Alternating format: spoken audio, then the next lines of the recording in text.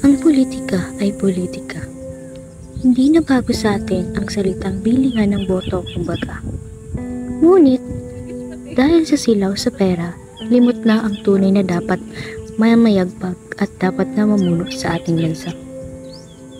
Isa ito sa kinakaharap ng ating bayan na isinasantabi ng mga mamamayan. Bilang kabataan, ika nga pag-asa ng bayan. Tutulad ka rin ba sa matagal ng kinagisnan? Handa na ba kayo ngayong darating na eleksyon?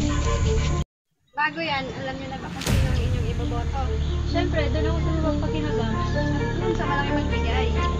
Sipin muna natin ang kalalabasan kung magpapananatali sa pera. Ay naku, kaya pala walang bayan natin ng pera.